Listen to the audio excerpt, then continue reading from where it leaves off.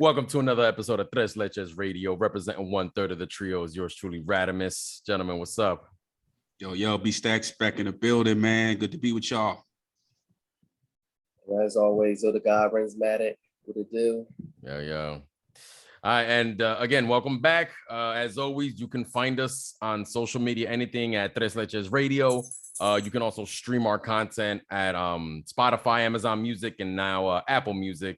And with that said, actually, you know what, B-Stacks, I think we hit a milestone, right? With the streaming, right? Yo, man, 1,000 downloads, baby. Excuse me, 100. My bad. 100. I was like, oh shit. Like, damn, we're already inflating numbers. I was like, damn. That's what y'all rappers do anyway. Yeah, right. Yeah, we went platinum the first week, right?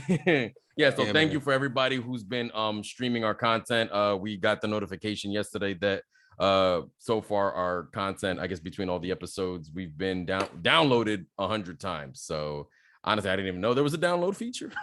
So until that notification came through, but it just lets us know that people are checking for us. So it was a good email to get. So appreciate y'all. So yeah, for sure. Absolutely. All right. And with that said, on that note, B-Stacks, take it away. Yes, ladies and gents, man. So this episode will kind of serve as, if you guys have checked out our Don't Believe the Hype episode, season 1, definitely do that. But this episode is kind of like an inverse outverse. So these artists are, they were worth the hype that we're going to talk about tonight, but they didn't fare well getting off the starting line. So there's no rules. This is totally our opinions. But like, obviously choices like Ja Rule would not be acceptable tonight. Oh, damn it. I rethink my whole strategy. Damn. Yeah, man, I'm about to make some cross sauce right now. So with that being said, man, welcome to the greatest rappers you never knew. So I can kick it off, man. We're gonna do this like 80s and 90s together. So my 80s pick, I had to go with Southwest Philly, West Philly, OG pioneer. Had to play the home team card on this one. Originator of gangster rap. I had to go with MC Schoolie D. PSK making that cream. People always say, "What the hell does that mean?" Saturday night, he was in King of New York. Very familiar sample too. People, if they didn't know the song, if they heard the sample, like that joint can sample too. Sampled a bunch. Yeah. If y'all, his biggest song was probably in King of New York with Christopher Walken. Came out like 91, 92, and he was actually in the movie, but he was on the soundtrack as well. But just a brief backdrop on Schoolie D, man. Ice Cube gets credited. Ice-T gets credited with being the originator gangster rap, and Too Short and NWA right after that. But if you real heads know that Schoolie D was the original predecessor. I mean, Ice-T even. I mean, he says it all the time. It's a known fact. Absolutely, it's a known fact. And Schoolie, before my time, I knew about him like later on in life and kind of just like did my homework. But growing up in Philly, like those songs were always at the cookouts, and always at the block parties. And then once you get a little older and you do the knowledge, you're like, oh man, this dude was up there. Like he was a Kane, like, of his own kind of time. Big Daddy Kane, that is. So I had to go with Schoolie for the 80s. And my 90s pick, I had to go Philly again. Sorry, y'all. I went with The Last Emperor. So Schoolie D, who was like pretty much, so like the 80s wasn't really underground because hip hop was underground itself. Yeah. So we could throw out a bunch of names for the 80s. Yeah. Like, you know what I mean? Cast a wider net. Yeah. It was different. Right. So with the 90s, I went like true underground when underground really started to have its own kind of niche and cloth. And The Last Imp never put out a full-length LP that was like actually like released in stores, but he was on various like raucous soundtracks, Sound Bombing, linking up with like multiple Philly acts, Read the Lost Cause, The Roots. Live performance setting, this dude is just one of the best. I mean, toe to toe can hold his own, right up against Black Thought, Malik B, Supernatural. Yeah. All those like backpack, super duper lyrical, spiritual, guys, man. Lyrical Miracle. Lyrical Miracle. I got the cipher hat on today. This is the 90s cipher hat. About to drop some Hotep rhymes. Some Amin Ra. Oh man. But yeah, last for my 90s pick, man. Incredible MC for those who were around for him. And well, actually, you know what? I'm gonna save my question because the question I have for you is for later on. So never mind. I know where you're going. All right, good. All right. So I'll rock out. Okay, go ahead, Renz. All right, so 80s. Now, as we don't know, we're already talking about the underground, but as far as one who was completely missed, for all the wrong reasons, Grandmaster Caz. I mean, we all know and love rappers like that. Really was the kicked in the door for hip hop, on a mainstream level. And you had a guy who was revered. You talk to LL Cool J, you talk to Ice-T, you talk to Chuck, you talk to any lyricist during that time frame, they will say that that was the one to revere. And he had his verse stolen, like word for word. Even his name was dropped on there by Big Hank, on there. So just imagine one of the biggest songs in hip hop history, and you don't get credited for. That's a big check too. It's notoriety check. And compensation. Notoriety. Yeah. And you just think where his career would have been had he got that proper due, whether it was just even a feature on it. You didn't have to be part of the group, but it doesn't even be feature on it, and had to find out from the radio, like, oh, you took your word for word. Like, he didn't even change the nicknames or nothing. So that's how late it was. Like, you Big Hank, but you saying Grandmaster Caz. I'm the CAS, the TAR. What? Oh man, like if y'all haven't watched it, we want our name back documentary on Sugar Hill Gang. Definitely worth watching because they talked about that as well. And it was nice that they were able to piece it up so he got some recognition. But as far as career trajectory, it's like night and day with what could have been, for him, because he was already like a lyrical monster then. And even today, like you hear on the K-Slade stuff and it's still fresh. Yeah. That was who I picked for when we did the magazine. Shout out to Kalani when we did like the best the BET freestyles. Oh yeah, I had picked him because he did one in like 2002. This is an 80s rapper and he killed it. So I like this pick. I definitely do. For sure. Now for the 90s, I had two guys. Because to me, they're almost in the same trajectory. That was excuse me. That was Ari the Rugged Man and Chino XL. Two ultra lyrical dudes. In the case of Ari the Rugged Man, you got somebody who already had props from Biggie, props from Wu-Tang, and like, yo, this white boy is just killing it. Got signed to Jive Records, had the mainstream backing, but at the end, he got his, the album got pulled. They thought he was too controversial. They didn't know how to market him, quote unquote, even though as far as New York underground scene, he was already up there, on the mixtape circuits, on the underground circuit with all of them, and the crazy thing, not seeing his albums come out really to 2000s.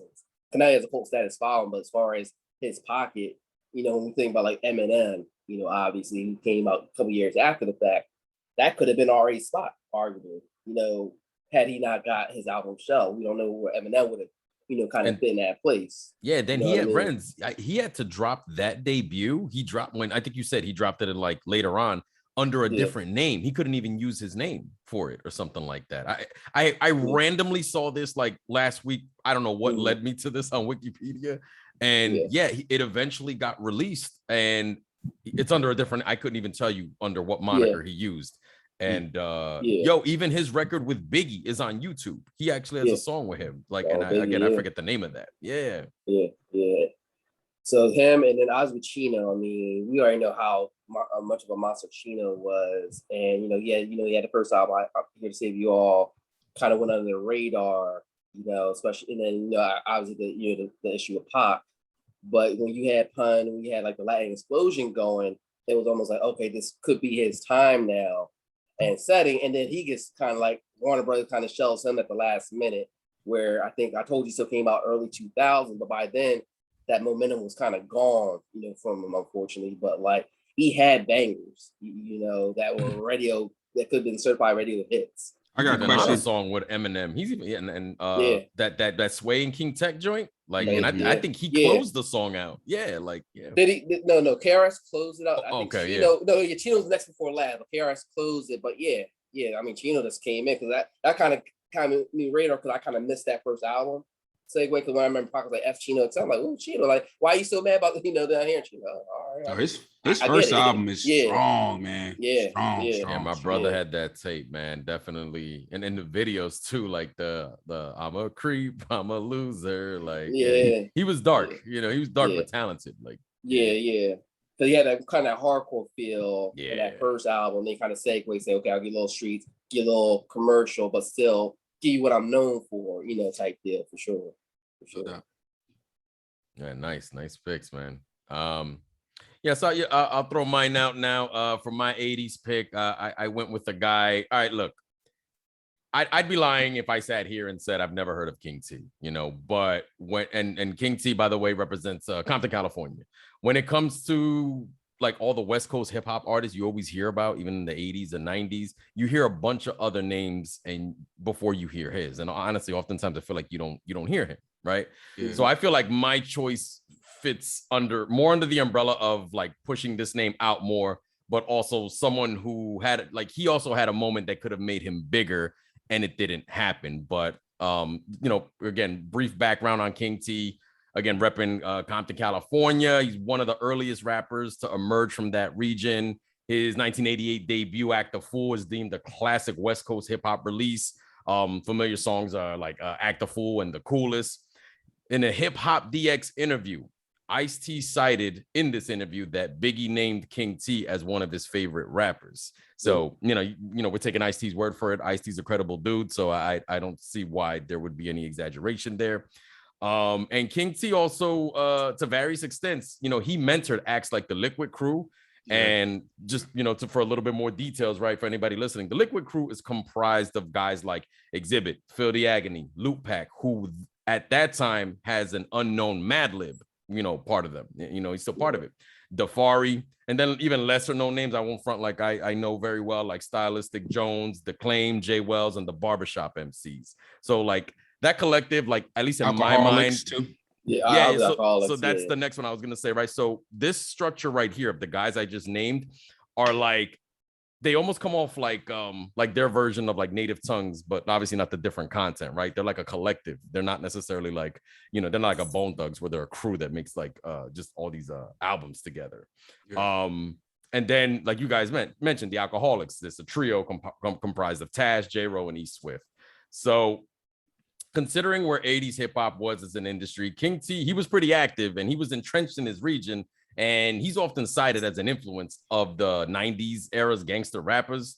But I don't want to like interrupt the flow here, but he's well known, West Coast legend. He could have been bigger, but again, later on in this episode, I'll get into that why. But that's just pretty much to lay it out. My choice, King T, Compton, California for the 80s.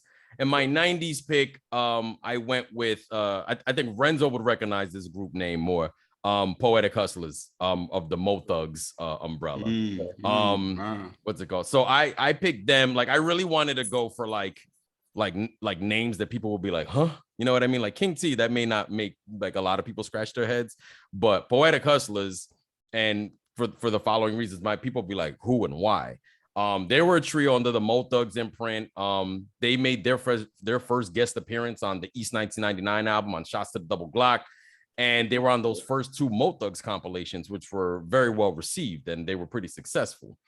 They had one album, Trials and Tribulations, it dropped in 97. Lazy and Crazy were the executive producers on that project. And honestly, the album is polished top to bottom. You can tell that that Lazy and Crazy oversaw it beginning to end because it's just cohesive. I'm telling you guys right now, there's no skips on there. And this is Bone in their prime. So like at this point, Bone has a couple of multi-platinum albums out. And now they're kind of like, they're looking for their next talent up. So, what's it called? The album, again, it's called Trials and Tribulations. Very, very dope album that no one probably heard. The only person I ever saw with the CD, honestly, was my older brother because he was like a very diehard like Mo Thugs fan, and that's how I got into them. So, they had styles like you get themes that like Bone covers, but without necessarily the speed raps, and they could harmonize too. But yeah, very, very talented trio. Poetic Hustlers, and again repping the Midwest. I had no idea they dropped it out. I was always wondering if anybody wrote Thugs that dropped one, because speaking of Mo Thugs, the original Soldier Boy. Yeah, OG, yeah. Yeah, he got busy. And I always wonder, what happened. I know you had some of the other groups, but yeah, I had no idea Poetic Hustlers came out. Poetic Hustlers, yeah, Trials and Tribulations. It is such a good album. Well, I might have to check that one out for sure. Yeah, so that's so just recap. My 80s pick was King T of Compton, California, and my 90s pick, Poetic Hustlers, Cleveland, Ohio. Word. Awesome. All right, man. Going into the OOs, man. I was going to go $500,000 here. I'll just, I'll give him a little name drop. RIP $500,000. One of the illest, New York City. But I'm going like a borough over, South Jamaica, Queens, New York. And I'm rolling with Ali Vegas for my 2000s pick. What's your day about? Oh man. Like his peers would have been like Nature, 50 Cent, $500,000. For just giving people a soundscape. His debut album was slated to drop 1999 called Generation Gap. He was shelved, from Sony. So that album never saw daylight until about like 10 years later. But why I think Ali deserves to be in this conversation, his mixtape buzz with the Clue Does the Storm stuff. He was in all over In Too Deep soundtrack of Omar Epps. He had a couple of songs with Prodigy and Nature and even Nas. Ali had that mixtape street thing on lock. He was kind of like a baby Nas, if I could, give a style reference. And I really enjoyed him in the early 2000s, 99, 98. I think he was the opposite from like a Last Imp, where Last Imp was just more like backpack, kind of more the true school MC form. And as we're moving on now in the 2000s, you got guys like Ali Vegas, who's kind of like a remix of like a AZ and a Nas, kind of more that street poetic kind of feel. And my 2010s, this one was kind of tough, man, because I feel like this is just loaded. Like it's just so much, it's so much stuff that we could pull from. But I'm gonna say my man's name correctly this time. I'm gonna go all the way to the left coast, LA, Cali, pause one. And that's another name that I know a lot of people don't know. Definitely check him out. He came out with a dope album in 2019, 2020 with DJ Dister. It was called Watch and Learn. And due to COVID, I think it just got washed under the radar. I think it dropped right before COVID. So I think it was kind of a gift and curse for people. I think some people were listening to more, and I think some people kind of just got overshadowed. So I think that's his best project to date. But he's got mad joints like Pick Your Poison 2017. He's got the Verbal Virus mixtape, which came out 2009. And he's a heavy LA, underground dude. I think he's made a collab with Rusty Jukes. I'm gonna say 2016. That might be the only outside of his realm that he, type of projects. And in his next act, I'll get into kind of what didn't happen in his career. But for those two, man, Ali and pause one. Got you. I guess for me, we're looking at 2000s. I'm gonna go with you. I think it's probably one of the most underrated MCs, period. And I'm gonna go with Devin The Dude, Houston, Texas. But they down to rap a lot. It's a good call. If people don't remember, he actually started with Face Mob. So he was one of the original members of Face Mob, with Scarface, and then kind of branched out on his own. And he had kind of like the Nate Dogg, he could do some of the little singing, the rapping, but he was just like an average Joe rapper. He wasn't real flashy or anything, but he had a dope feature on prior 2001. On there, kind of getting a little more exposure at that point in time, where I was thinking, okay, maybe you're going to have that that crossover appeal, because I think even Dre helped him on his second album. He had The Dude that came out in '98, and we know how bloated '98 was at that point. But then we fast forward to 2000, he dropped Just Trying to Live. A lot of bangers on there, but kind of just got lost in that shuffle because that style rap he's doing now became popular later on, like with the Currencies, the Wiz Khalifa, the Weed Rats, but that's the real mellow style stuff that kind of like at that point you saw more the hardcore, aggressive, hip hop. But being on a label like Rap a Lot, you would think like you might got a little bit more push, especially in that region, obviously. But like in 2007, I think he had one of the best albums period that year, which was Just Trying to Live. Ray, you might remember the one song on the God Body Anthem joint. I had the track with with Snoop and 3 Stacks on there. Yeah, I remember you playing that in the whip. Yeah. Yeah, so I can't even remember the song offhand, but like he has just so much to me. There's so much gems. I haven't really heard a bad album from Devin, whatsoever. But it's kind of like wrong era, so to speak. I think he came out maybe early 2010, especially during that Currency, when he was dropping mixtape after mixtape after mixtape. Because when I listen to Currency, he's just an extension of Devin. When I listen to a lot of early Wiz, he's a lot of these weed rappers, quote unquote, Smoke DZA, all these guys, they're really pretty much Devin's children, but they were able to get the fruits of the labor that he kind of pushed out, on his own. But he still came out with albums last year, even like a Danny Brown. Year. Yeah. Danny Brown is off that family tree too. Yeah.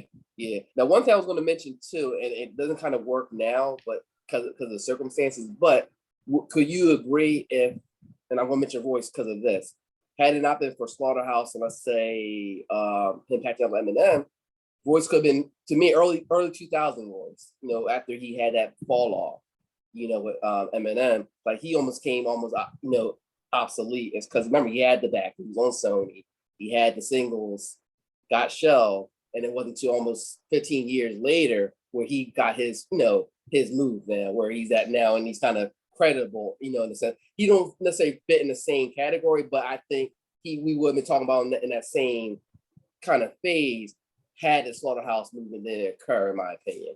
I think Royce is like if we're doing like comparing basketball, he's like Steve Nash.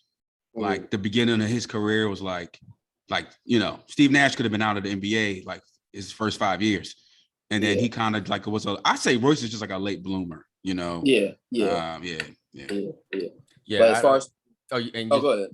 But you were when you were mentioning Devin the Dude, like how were you comparing Royce to him? Well, not so much comparing. I'm just saying I'm saying about 2000s Royce, not so much Royce now, because we already know Royce kind of got his stamp in the game now and his accolades and recognition. But I'm saying had it not been for him patching up with Eminem, had it not been for the formation of Slaughterhouse, would he been in the same kind of category? Like, oh, we really didn't know what happened to almost like a Chino XL. Oh yeah, you're saying that all that stuff helped his brand. Yeah. Oh, that definitely helped his brand. Yeah. Because definitely was late bloomer, but it was certain circumstances that helped him. Hold on, is Royce your 10? That's your 10s, or you just no? I was just throwing it out there. He was just like making a comparison, like of career trajectory. Yeah, career trajectories. No, as far as 2010s, he could be a 10s pick too. He could, but at that point, I think that's when he feels kind of known now, though. Yeah, and I said no. Yeah, that's why I say more 2000 Royce.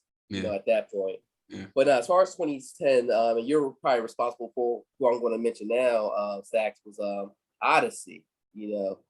I mean, man, I remember when you first put me on because the whole Jazzy Jeff connection. Him being a producer, kind of DJ first, then branching out. And I remember you were putting me on, and it was kind of during that era where we were trying to figure out who listen. We were all kind of done with mainstream hip hop for for a little bit, and I'm looking for somebody quality, but not like quote unquote too underground or whatever. Still, if I can play, with the females, if I want to play with with any type of crowd. Yeah. And he just fit that pocket. I mean, we seen his live shows just phenomenal, and the output he does. And the thing is he's an independent artist, but at the same time, even people in the indie circuit, even some people within our circuit, we see Odyssey, they're like, who? You think, they know about, let's say, Little Brother, they might know about, Mad Lib, Blue, but we say Odyssey, and there's like blank stares everywhere, and this guy, to me, can be in a class of a Kendrick, can be in a class of a Crit and a Cole, because he got very similar material. It's just almost like, and all his album outputs are just crazy. Just that, for whatever reason, so even in the independent lane, people don't really recognize that name still, for whatever reason. But the mark, to me, I think, mellow music, has great marketing. They kind of remind me almost like of a Baby Raucous, in a sense, as far as their their cult following and status, and appeal overall. Yo, Ren, so you know 100%. how you mentioned like Crit right now, right? And Crit, even in his mixtape grind, he managed to get records to like, top like A-list artists, right? Yeah. Has Odyssey, because you guys will know Odyssey better than I do, has he ever gotten, because he's a rapper / producer, has he gotten his beats to anybody? Like what's the biggest names, like when he wasn't doing his projects, who has he gotten, like who are the biggest names, if not even A-listers, that he was able to get his production to, as far as he did do A-lister, but that it's probably never coming out, was he produced a track for Kendrick and Cole when they were supposed to have their little dual album come out. For Kendrick Lamar and J. Cole? Yeah, because he spoke about it. I think it was I don't know, it was on Hot Ebro. It was one on the Hot 97 one. Yeah, I think it was and he spoke on, but he said it real casually, but he said it almost like he was just running about because it was never going to see light of day. Yeah, because that would have been a big deal for him. That's an anticipated project that I think will never come out. But yeah, I'd be frustrated too if I was him. Yeah. Damn. The biggest, he's probably, I'm gonna say Fonte, Sky Zoo. Yeah, seven classics. Mr. Seven. Yeah, that's it. Yeah. Because I was curious, like what's his reach like been? Because I know, like I said, Crit somehow managed. I don't know how Crit managed, but like it only takes he was able one to get his records like to like Luda, T.I. and like Bun B and like a bunch of others. It's weird, because it only takes one record to be that buzzsaw. He never had that one. That's a shame. And that's the business part of it. That has nothing to do with the talent, right? Like that is that's the whole business part of it. Yeah. For sure. Yeah, no, those are nice picks. All right, so I would say, all right, so from my 2000s, I'm going like ultra obscure here, but I think you guys might remember this name off the strength of the Beatnuts affiliation. So the rapper that I picked is Willie Stubbs. He's from Queens, New York. So I'd be curious if Armand's ever heard of him, guys. So to me, Armand is Queens from what you guys tell me. So, QU. You know what I'm saying?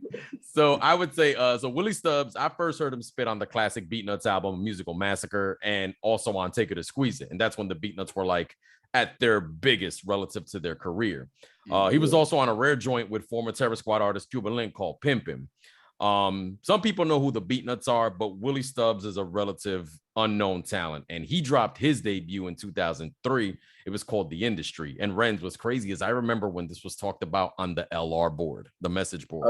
I can remember that, and I don't even know if somebody had his name or if he was actually part of the message board, the Willie Stubbs. I think so. I think either somebody was or somebody on his team, because you remember because Nori, he was on Thugged Out. The album came on Thugged Out Entertainment, and PK Killer, Rough Riders, I think, produced the majority of that album. No, so so his SP Killer. SPK, SPK, that's what I'm trying to say. Yeah, so his debut, The Industry, what's it called? Like in terms of like, what does it sound like? He's like a total street loyalist. He's on the mic, he's got the inner city perspective, and he keeps the album sounding very New York City, unlike a lot of the new guys who get cosigns now and they opt for the trap sound and they're from New York, right? His album has features from Capone, Nature, Nori, and Juju, just to name a few. Sound wise, it has a grittier feel than some of the Beatnuts albums. Like when I was listening to it, I would say sound wise, it's like Beatnuts meets Mobb Deep. That's like a weird like way to spin it, but I would say like that was how it hit me. And like you were saying, Renzo, it was SPK, right? He's done a lot of songs with Nori, especially on the second album. The album was put out on his label. What's it called? I personally think if the album didn't drop in 2003 and drops in the 90s, more people would have heard of it. I'm not saying it would have went gold or platinum, but just given the style of it, when you guys press play on it, it would have fared better in the 90s. I don't know how long he had been working on it, so who knows? Maybe that's why I feel that way. And it's a really dope album. It's the best project I've heard from him. And then after that, he's put out subsequent projects. He had an 2008 album called Lead by Example. I felt like he was trying to expand his sound a little. It's just it's okay. It's not as good as the first one, in my opinion. I feel like he bounced back with his third project. It's called The Beautiful Killer Mixtape in 2014.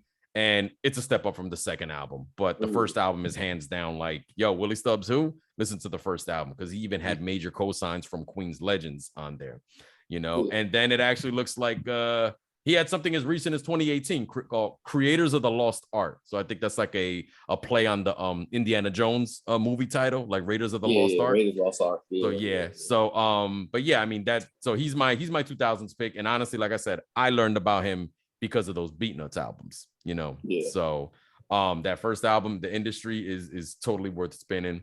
My 2010s pick, this one's a little unique. Brandon, I think you really like this one. Illa J, representing Detroit, Michigan.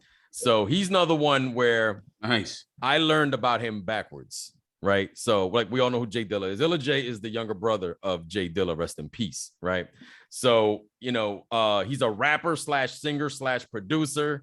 He has big shoes to fill, right? Because Dilla is in a lot of people's like top 5, like in terms of like producers. He debuted, and Brandon, feel free to keep me on my toes here. Keep me honest here. He debuted in 08 with Yancey Boys. He had an EP the year before.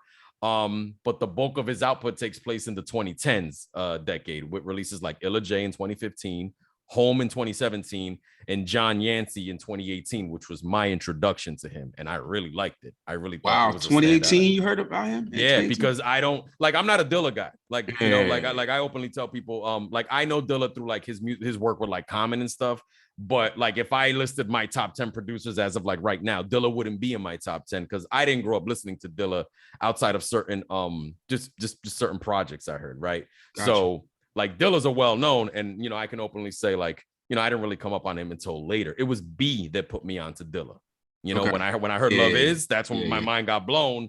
And then, I've been maneuvering around since. But yeah, it was, like I said, with Illa J, it was a backwards ride for me, you know. And when I heard the John Yancey project, I was like, geez, I was like, it's a chill ass vibe. Yeah, he sung a lot of background with like Frank and Dank and a lot of Slum Village, you know what I mean? Like I think that's how he was even able to get a chance on the mic, because he was just a background singer. But yeah, that Yancey Boys, that was one of the best singles of 2008. Are they listening? And was that 2008? Is the Yancey Boys? That's the one. It's leftover beats from his brother, and then he put it out there. That's that one? Yep. Okay. Yeah, it's all Dilla stuff, which is always a helpful boost. Yeah. And you know what? Even in like 08, like right, Dilla passed in, I want to say it was early 06. I think it was like February 06, I want to say. Yeah. And like in 08, because I remember they started giving Dilla the Tupac treatment, where like they had a new project for him like every year or something. You know what I mean? So in 08, at least like his brother, you know, his own flesh and blood, was able to at least put something out that was, you know, based on stuff that his brother created. You know what I mean?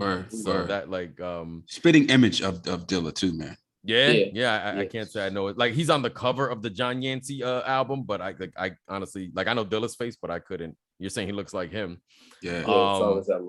But yeah, man, like I said, I deliberately put him in here because I learned about him backwards. You know what I mean? Like, but of what I heard, and even when I was going through like Home and just like the Illa J projects, I like it. Like, I like it. So it's kind of like Renz, you know how you just used Odyssey, right? Producer, rapper.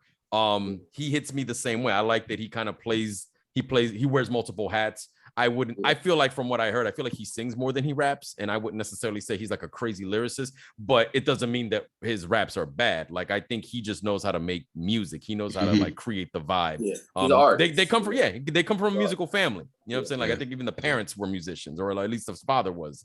So they come from he comes from a musical family. And like I said, it was, I don't mind when I find like gems like this, even if it's later in the, I'd rather find it than never find it. You know what I mean? Because I always say, I'll try to discover stuff to the end of time. I'll be discovering stuff to the day I die. I'll never be able to hear it all, but I'm still gonna try anyway. You know, like I don't put like a timer on. Oh, if I didn't hear this artist by then, you know, it doesn't count or something. So right. But yeah, long story short, yeah, my 2000s was Willie Stubbs and my 2010s was Illa J. What were you gonna say, B-Sax? My bad. You good, man? Nah. Some people are like that, man. They're like, if you didn't hear them like their first year and you weren't on it, like, oh, you can't listen to that. You know? Yeah, like the snobs. Those are the people I do not. I do not. We know quite a couple on social media, but yeah, man, that's why exactly. That's exactly how they are. So we'll work backwards here in this last act. So you guys heard the glory. Now here's the rest of the story. So each of the fellas are going to break down their picks on what happened to these artists, the aftermath, and where can people check out their music. So my 80s and 90s picks were Schoolie D and Last Emperor. And Schoolie D is like still DJing. Me and Ren saw him like 4 or 5 years back, I believe, at Ortlieb's Jazz House. It was an old, like legendary, music spot in Northern Liberties. And he's still active in the culture, man, as a DJ. He hung up the mic a long time ago. But you can definitely stream all his stuff, still available. It's actually crazy because like a lot of those 80s records are missing on a lot of streaming platforms. I believe like all his albums are up there. Yeah, a lot of people. Yeah, I don't know. Probably because of the sampling stuff, right? If they're sampling, that's usually it. Yeah. Yeah, clearancing. Yeah, shout out to Daylock because they finally got their masters. Yeah, man, that's huge, man. They were fighting. Woof. Bro, they've been on a freaking world tour. Muhammad, my man, trying to get that. and the thing is, it's their foundational. It's their biggest albums that can't get, that up until now. Like, I don't know when it'll get released, but yeah, congratulations to them. Hell yeah. What happened to Schoolie D? I think he just was like a guy of the time, and other acts that were like probably more qualified kind of just passed him by. His era was like you didn't have to be that lyrical. It was about controlling the party, having dope beats, dope jams, and how you looked. How you presented the show. So he was more of that showmanship guy and less of the lyrical guy. Last Imp. So I said in the first act, I said that he didn't have any LPs, which is a correction. And this probably is the reason why he's an unknown still. He never released a project in his heyday. So in the 90s when he was going off, 2000s, nothing. He never had anything out.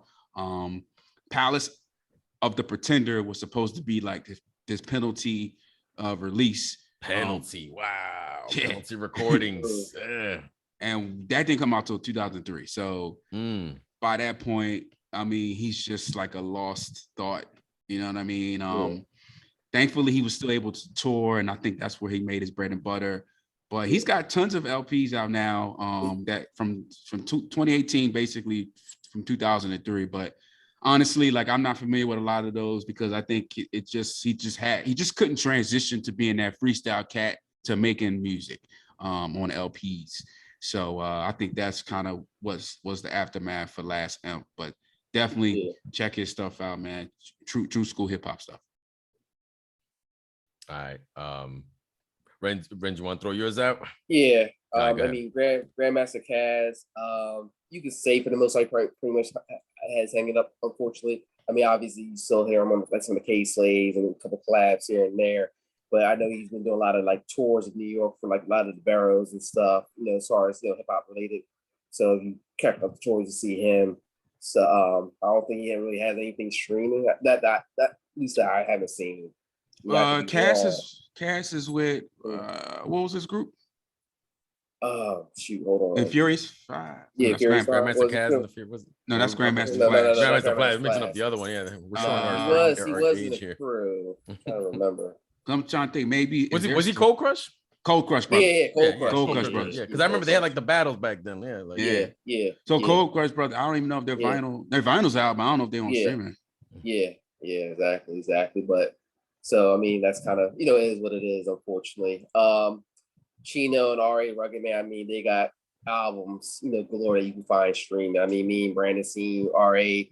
A handful of times, and I mean, you're looking for a live performance. Somebody going, get the crowd crazy and active. I mean, he's definitely worth seeing. He's a humble dude. Like we talked to him personally after shows in the past. Definitely a hip hop historian, lover of the culture. This came with All My Heroes Are Dead album last year. A lot of bangers on there, especially like Wu. A lot of Wu was on there. Inspector Deck. Brandon Saber, Master Killer's on there as well. The God. So Chino still making a lot of music. If you're familiar with more technique, he rolled with his crew, Rebel Arms now. Been dropping a lot of EP galore, stuff I haven't even caught up on. But I mean, good starting point. Obviously, to me, I told you so. Probably my favorite album from Chino personally. So I mean, they're all streaming, right now currently. The guys. Nice, yeah. 80s, 90s. So for my 80s, 90s, in terms of Aftermath, that there's irony actually in my King T's Aftermath. What probably would have been his biggest breakthrough album, as in more than just being a West Coast household name, never materialized, as is the case with a few rappers that signed to Dr. Dre's Aftermath imprint. That's as well. Though they did release some music together on Dre's Aftermath album, that's the one everyone forgets about, the Aftermath album between Chronic and 2001. So he's on Aftermath and he's on 2001. But after several pushbacks, King T eventually requested his release from Aftermath. He eventually independently released the album. It's called Thy Kingdom Come. I only found it on YouTube, not on streaming services. But think about that album would have came out when like Aftermath, I think it was like early 2000s it would have come out, and Aftermath was just like pumping out like just like stars and just moving units. So it's like, think about what that would have done for his career. You know what I mean? But it never did. Nas even mentions King T on Where Are They Now? And as much of a homage song as that is, it does show that there was either an absence from the artist from Nas's perspective, or even that they should be better known. So, but what was cool was when the Where Are They Now remixes started coming out, the West Coast version, King T's on that version. So, I say, if the Aftermath chips fall differently for King T, you might have been, as well known as his peers like Ice-T or even Exhibit. So other than that, I don't think he's really put anything out. He's wanted to what was I reading? Now I'm just kind of going off the top of my head. He's been like long working on, I want to say it's a I don't know if it's a Liquid Crew album. There's a project that he wants to put together, and he was saying in the interview, very loose quotes, that like he doesn't want to talk about it much because he says when you talk about stuff, it doesn't happen. So he was saying, like, if you ask Exhibit might be like, nah, but, he's saying he's working on it. So I don't know how old that interview was, but I know that was one of the projects he genuinely wants to put out. If it ever came out, I never heard anything about it. And, you can find his stuff on streaming platforms. And then with Poetic Hustlers, man, like I said, unfortunately they only had the one album, they were on the Mo Thugs releases. And you can't even stream the album. There's only one YouTube account who's like a Mo Thug mega fan.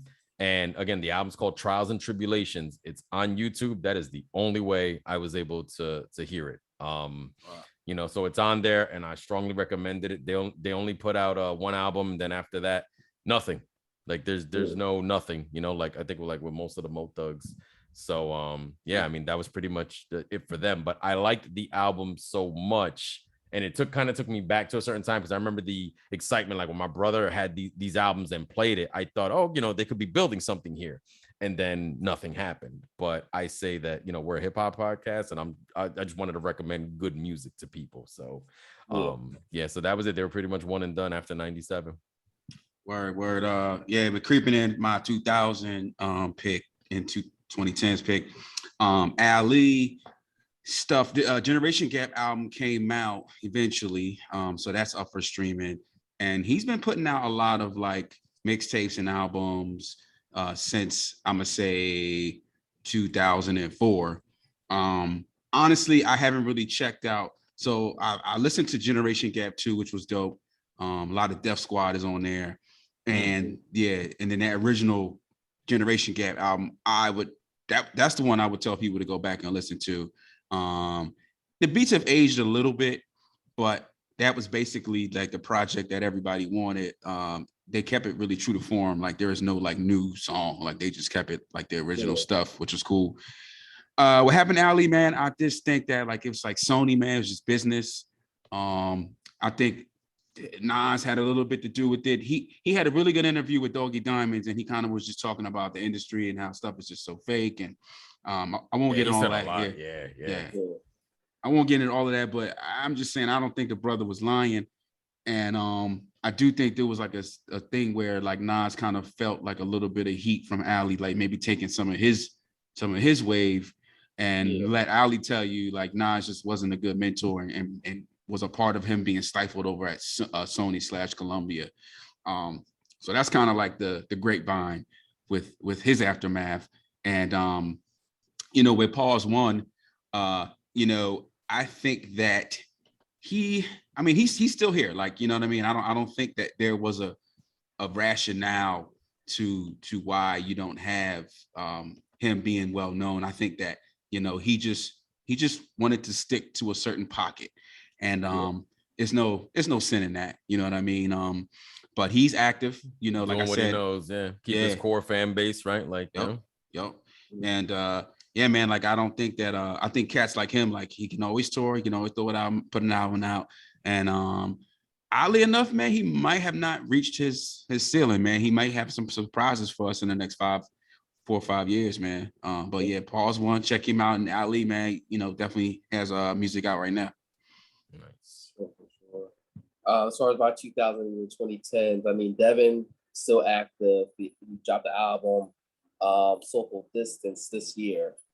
If you want something good riding music, good chill music, I would definitely say check out, Waiting to Inhale. I thought that was a classic album for him. It might be his best work, honestly, as far as like the balance that he was doing on there. But like I said, he has so much material. There's albums I still haven't checked out from the early 2010s from, but like Acoustic Levitation, you got the Still Rolling Up. I mean, he definitely got a lot of good material. And it's like I said, like if you're a Currency fan, if you're a Smoke Sizzla fan, if you're in that type of lane of music, then Devin's, like I said, you go to the OG Devin. That's where he birthed their styles. Ultimately, I'm mad because he actually, Brandon, he was at Kung Fu Necktie, I think about 5 years ago, but it was a weeknight. I was like, I think it was like a Wednesday or a Thursday, and I'm like, man, I'm getting old. That's just not convenient, like for shows to be during the week at any age, man. Like, we have more energy, but that's not convenient schedule wise. I don't know why it works. $15 too. I'm like, I can't do it. You sound old, man. You sound old, Ray. Yeah, I know, right? I almost fell asleep now. Not convenient to my schedule. Got things to do, man. Word. But as far as Odyssey, we know album galore. People hear what they see. That was kind of my introduction to him before I was able to start going back into some of his more of his mixtape stuff. But I mean, Awasa, which was an EP, 7-track. If you just want something real simple to get into, that's a good starting point. Under 35 minutes to get a feel for him. But The Good Fight, when we on the 2 Cents podcast, we spoke on that album as one of the top albums that came out. I'm trying to remember, maybe was that The Good Fight? Was that 2016? I think, or 2017 when the album came? I can't remember. But we had it in we had it in one of the segments when me, Ray had guessed at that point, pre-Just Let's Radio. As far as one of the top albums that came out. So definitely a lot of good material. If you're a fan of like the Kendricks, the Coles, even Drake's, like he definitely fits in a lot of those pockets, for sure. 2015 came out. 2015. Okay. Yeah. Very, very mature album. Grown man raps on there and everything. So yeah, I mean, a lot of these dudes that we're speaking on, or you can find them on the stream, and they're still touring, they're still making music, And if it's not on streaming, do what I do. Somebody puts them up on YouTube because the music needs to be heard. Like I've noticed that. Like that's the best second place to go if you want to find it. Mm-hmm. Yeah, YouTube music is dope too. No, I haven't even done that. I've just done regular YouTube, and so it's just ripped it there. Like it's worth the subscription, yo. Out of all you guys picks, man, who do you guys think like hold on. I still got my bad. My bad. Let me just throw these and then because I want to be able to answer your question properly. Yeah. I'll just wrap this up real quick. For my 2000s was Willie Stubbs. Like we were just saying, all his stuff you can find it on streaming. And it just seems like like his debut would seem to be the one project that had all of the resources backing it, but the album essentially fell on deaf ears, right? He didn't do what the other rapper from Queens did in 2003, 50 Cent, you know what I'm saying? So, but you can find his music, and I think he just, continued to occupy his underground space. And he, like I said, it looked like the most recent project he put out was 2018, and you guys can find it on streaming. Illa J, he just strikes me more as like,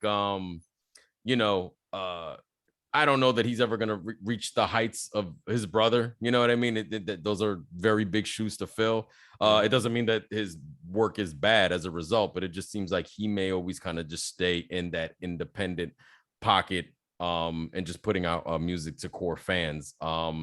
You know, I don't know if there was an expectation that when he put out his first project that by having like Dilla's name on it, I don't know if it was supposed to do more for him than maybe it did. I don't know that. I'm just saying that as I think about it now. But he still just puts out projects and they're very good. And again, you can also find his stuff on streaming. Yeah, I think his aftermath is like his brother dying, basically. Like, yeah, because that would have been a big push for him. Yeah, dude, come on, man. Dilla backdrop. I listen to anything Illa J over J Dilla, like anything.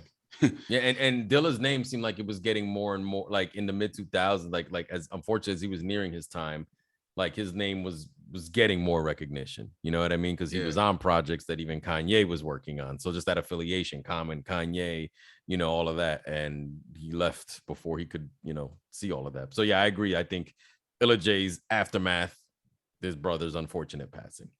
Where Zoe mentioned Chino earlier. And this is tie into like this last piece.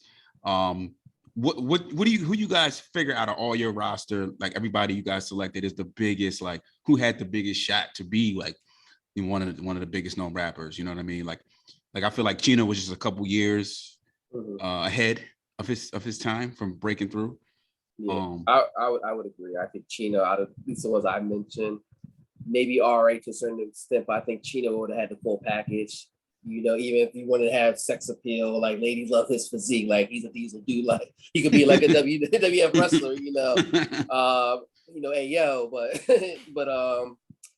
you know, I think Chino had the full package, especially if he was on a bigger label at that point. I mean, he was on Warner, so it wasn't like he was on a big label to begin with, and he was pretty much Rick Rubin's last rap act as well, because he was on Def America, you know, when Rick Rubin, you know, kind of branched off, you know, from Def Jam. So he had the package. I think he had all the skill set, but like you said, I think he was a couple years too late. And then by then, when people started hearing him, they thought people was like, "Oh, this is Eminem clone," and like, no, like you say Eminem more Chino clone, you know, in the sense, because that style he was already doing before anybody even knew who Eminem was. You know, he's Jersey, right? He's from Jersey. Yeah, Jersey. Yeah. Mm-hmm. Jersey rapper. Mm-hmm. Yeah, I think I would say for mine, just based on just the history, it looks like King T was out of all of them on the cusp of just maybe breaking through to a bigger audience. And this is like much later, right? He was an 80s artist. So, but the fact that he could have possibly extended his career via, you know, a peak aftermath label that was just pumping out just million selling albums, multi-million sellers. I think he's the one that came close. I mean, like the album got recorded and just didn't come. That's the worst part. It's not like, oh, there was nothing recorded. There was actually product and it just didn't get put out. It's I think I was able to find it on YouTube, but it's like, you know, compared to how it could have been presented, I think he was probably had the biggest opportunity and it just, you know, it just didn't happen for him, you know. I think he was, how it would have happened afterwards, who knows, but more people would have known his name because, you know, when they do have their artists, I mean, they promote, you know, they're a big machine. So I would say King T for me. But when you see the theme there though, between King T, Devin, and Lance, these was all, if they weren't on Aftermath, they were Aftermath affiliates. Yeah, you know. Yeah, I don't know what it is over there, man. Oh man, Dre, bad omen. I don't know what hoops they gotta jump through to put out an album, but it's unnecessary for that to happen. It just happens too often, and there's a constant there. You know what I mean? So I agree. King T, definitely for yours, Ray. For mine, I'm gonna go with Ali just because of like, out of my other guys, the genre of hip hop they were in didn't really, you know, it wasn't really conducive, right, to be a star other than like Schoolie D, because he was I don't think his star gets any brighter in any other era. I think Schoolie D's like fine for the 80s, but I think Ali Vegas was like primed to be like that next like Mobb Deepish, Nas, AZ type of dude where a gold platinum album is obtainable, but you're still you're still, marketable. You know what I mean? And you still have that street appeal. Surprised he didn't get on like Koch Records or something. There was a point in time where a lot of people were having success there, Yeah, but I feel almost like to a lesser extent, Ali almost got like the Cuban Link treatment. With the Nas part, yeah. Because when you look at how forces at play, yeah, that's true. Yep. I think out of mine, all of my dudes, he had the best seat, but just not the right support, man. But this was fun, man. This was an episode that we were priming to do for a minute. And we like to balance it out, man. So we show some love to some underground cats, some cats y'all might have not heard. I learned some stuff tonight, man. Yeah, likewise. This is it's knowledge, and it's also like it gives everybody listening and even us like new stuff to press play on. Yeah, each one teach one. You know what I mean? I ain't sharpens iron. Absolutely, fellas, man. Any any previews, man, of what we got coming up next for the fans, for the folks? No idea, but I did want to say this. And Renzo, you mentioned some of these already. I just wanted to just throw out some other names that I almost considered for this. Like Renzo, you already mentioned Currency. You used Odyssey. Blue of Blue in Exile. Blue's Rock Marciano. Sirius Jones, New Jersey Zone, but he caught a bad case for I think pimping or something like that. I don't know. There was a Philly. It was a Philly-based rapper, journalist. He did work with Cannabis. Oh man, Journal was my guy. J Hood, who was with D Block, and since you mentioned Cuban Link, I Armageddon. I think he was somebody that Armageddon definitely could have got mentioned. I waited so long for Armageddon because I like Cuban, but I always at the point it was always Armageddon for me. Cuban just to me had the best package, but if we're just Cuban Link was more balanced. Yeah, if you wanted just a rap album, Armageddon was the guy. Armageddon was pun without the still not a player ability. He was nice. Yeah, like the indirect disses they were doing even on the Terror Squad album, man. Terror Squad still got the best MC names of all time, yo. All their names are incredible. All of them. Yeah. The worst name is Big Pun. I disagree, but yeah. You don't think Fat Joe sounds worse? Oh yeah, Fat Joe is pretty lazy. That's a pretty lazy name. Nah, it worked, but the marketability worked. But those are just some other names that were on the chopping block when I was going through this. But there's a bunch. There's probably hundreds of thousands we can name. But I had Smoke DZA. I was going to throw him in there for the 2010s. I was battling between him. He's still putting out stuff. I think that once that Pete Rock album came out, I think that's kind of when people, recognize it. Because I was always convinced, I wouldn't put Currency right on it only because he has such a cult following. I've been to a couple of his shows over the years. It's just that he just releases way too much music. That's what it comes down to. But I still kind of feel like he's not as known as he could be. We know him, but I do think what's it called? I do think he could be a little bit more known considering the amount of the fact that he puts out so much work. Is that a testament to the fact that he isn't as known, right? Because when you're as known, maybe you don't have to put as much out in a year, So I'm just wondering. But I did see we've had this conversation in the DMs before. It was just 7th album of the year. I was like, man, I want to enjoy the first one. I think this is grind, and he, people can say what they want about Currency, but he got barred. He's a lover of the culture. He's probably one of the biggest Tribe fans you'll talk to if we ask him about Tribe. Because I see interviews where he just talks about how much he always loved Q-Tip and all of them, and how that kind of wanted him to rap. I mean, he survived so many eras. He survived the No Limit era. Remember, he was the first artist on Young Money. He's a survivalist when you really look at it. He got dropped from labels, got shelved, but still continue. I mean, I don't know where Wiz Khalifa is at today if it's not for Currency. He arguably changed Wiz Khalifa's style of rapping. You listen to early Wiz Khalifa, he was doing more rapid fire flows. He started slowing it down. He started getting more on the laid back persona. But now that was for Currency. I mean, they had mixtapes together. He must have brought weed into his life, slowed everything down. Oh man, but yeah. I mean that's pretty much it. there's really no previews for nothing coming up yet, but as always, you can find this episode and all of our other episodes on the streaming platforms, Spotify, Amazon Music, Apple Music, and you can find us at Tres Leches Radio at everything online, Instagram, Twitter, Facebook, anything. So with that said, peace out. I don't know if y'all have anything to say. What's said is said. Wow. We out here. All right, peace. Peace. Peace.